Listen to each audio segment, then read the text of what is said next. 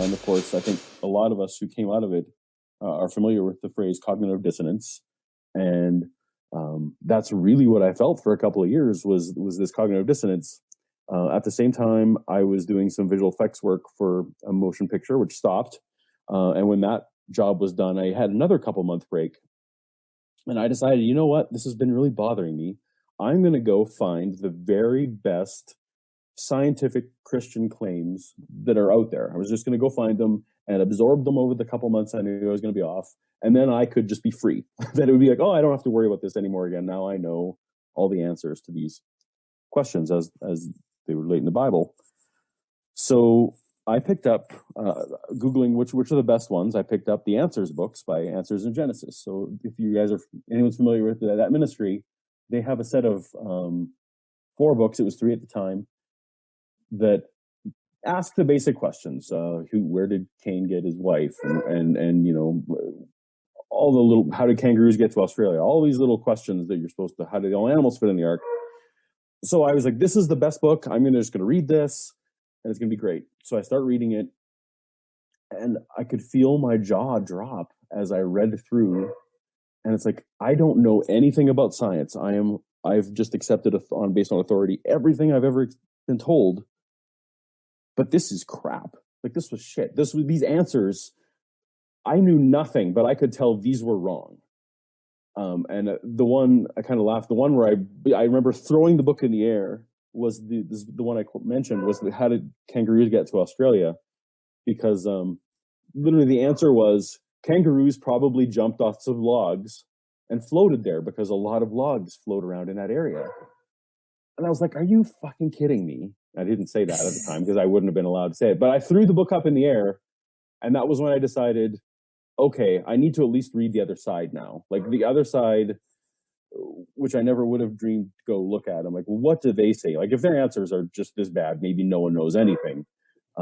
So I started picking up, you know, Dawkins and Lawrence Krauss and all that kind of stuff. And I was in way over my head, of course.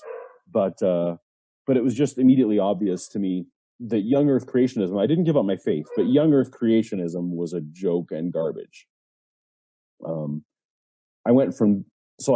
It took me 6 months or so to plow through all that stuff. And I hadn't even figured out the YouTube part of it yet, that there was, you know, communities that could help me. So I'm like, okay, this can't be true. And this is a big, big problem for Adam and original sin. That was where my head was at. And not only that Adam and original sin, but Jesus specifically referenced Adam, like according to the Gospels he did, and Paul as well in his writings. And so, well, like if this was a big metaphor, then those two didn't get the joke, right? Those two didn't.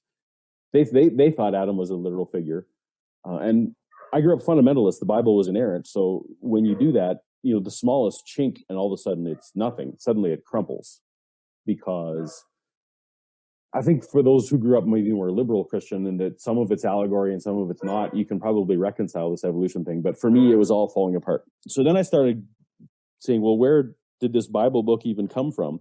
I went through Bible school and I was top of my class and I learned, you know, where I thought all this stuff kind of came from. And I started studying the scholars, and I actually even called up Bible school professors, and they're all like, oh yeah, we know Moses didn't write those books, and oh yeah, we know half of the Pauline epistles are forgeries, and we like you guys know this, and you don't tell your students, you don't tell people from the pulpit.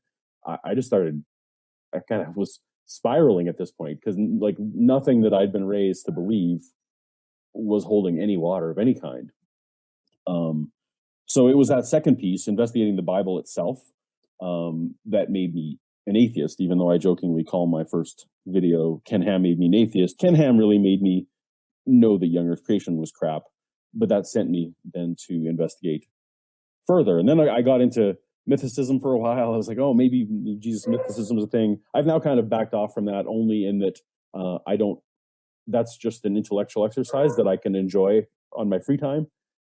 But my primary mission, my primary thing that keeps me going is all of the people who are basically left behind, all the people who I know who are still young earthers, including my 3 children. So shortly after it took about a year for me to admit to anyone, and that was my spouse, that I thought I was an atheist. And in fact, it's funny that Casey was talking about Seth Andrews. Seth Andrews was the person who made me realize that there was a label for what I was called. He was doing the Josh Farstein $100,000 challenge thing at the time. And I'd never seen anything like that before. I'm like, oh, atheist, that's a word. That's a word I can use. And I guess we had that debate yesterday. Anyhow, so once I admitted to someone that I think I might be an atheist, that set a big spiral of events that I wasn't in control of. That I was outed without my own permission. My pastor advised my ex to kick me out of the house. I lost business associates. I lost basically everything. And shortly afterwards, I was diagnosed with some illness. So I had this whole real whirlwind of shitstorm that happened after I came out. But once I kind of got my footing again, I have a really great relationship with my kids again. But they are uncomfortable talking to me about the religion thing. It's just not something they're comfortable talking to me about yet. But I know they will be someday, because our relationship is good. But because of my health scare, I was also like, I don't know if I'm going to be around to tell them what I want to tell them. So I started a blog, but that wasn't really adequate. So I started my YouTube channel. And my original plan was to tell my 3 kids everything that I would want to tell them in case they aren't open to it until too late. So that's how Paulogia came to be. Obviously, I have some kind of passion for animation and visual style, and that stuff all interests me. But that's, I guess, a long version of the answer to your question. No, I enjoyed it. I think it's pretty awesome that that's kind of how you centered your channel. I would have never thought that that is kind of who you're speaking to in it. But I mean, you do a really good job of it, and I mean, I think you do really well on your channel. Yeah, and I would say, to address earlier, that's partially why. Now, Ham and Eggs is a whole separate thing. If anyone's familiar with my channel, I do a ham and egg news show, and that's kind of for me to be a little bit snarky. But all the science videos, you'll never hear me swear, because I know that as a fundamentalist Christian, the first time you hear the word fuck, you don't hear a single thing after that, right? Like nothing that. Then it's just that gives them the excuse that everything after this is evil and horrible, and it's just a mad person and they're bad, even though obviously in a different language, a different word would set you off. But so, that's partially why on my channel, you're going to see that sensibility. You don't see me get old earth creationism, for example. If my kids become that's fine. So you kind of see me not attacking as harshly as some of you guys do. If you think about the audience as my kids, it may explain what I'm doing a little better. Well, no, yeah, I mean, it does. But I mean, to me personally, I think everybody has their own style. And I guess for my channel, at least, it's like an outlet for me. And in my outlet, I usually just like to laugh and curse and make dick jokes. Oh yeah, and hashtag blood dick oath, guys. Well, there's a place for that. The place for that is for I needed people like you and the Living Dinosaur and Logic and all you guys who were totally ripping apart what I used to hold sacred. I needed that so badly. I needed someone to attack it viscerally and to give me permission to do the same and to essentially to kill it. Like, I think you guys are probably not converting too many set in their ways people, but once people have admitted to themselves that they're on a spectrum, I think that the message you guys give is so valuable. Like I needed it. It was critical for me. It's just not where I'm focusing right now. Well, and I mean, obviously, your niche, your audience that you really gear your content towards is, pretty large. I mean, you've been able to grow on YouTube a lot. I mean, people love your stuff. You got a really wide reach.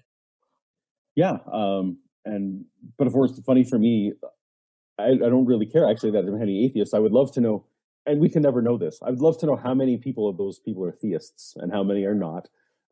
Some people suggest, well, just get your thumbs down, and those are probably all the theists. But anyway, as I'm sure you do, I think probably all of us do, we get the same stories. People are messaging me privately, regularly, that I'm helping them in some way or another, and that definitely makes the all-nighters worth it when that happens. So much more than, YouTube demonetizes half the time. So, that we're not here for the money. We're here for other reasons. Right. And as far as like my content goes, it's something that you had said. I'm more here like the audience that I'm really gearing toward are already atheists. I've always said that they're like already atheists because, in my view, like I guess there's nothing that I can say to a creationist or whatnot that will get them to change their mind. It's kind of like what you said earlier when you were working on your comic book, that those seeds were planted in your head, and then you were the one to convince yourself. I don't know if you would describe it that way. I don't know. How would you feel about that? Yeah, I think so. I didn't have a community per se that was, I didn't know the YouTube part of it existed. So very much it was me figuring it out. I think though, you're probably right. If someone had come and approached me, I'm not sure that I would have.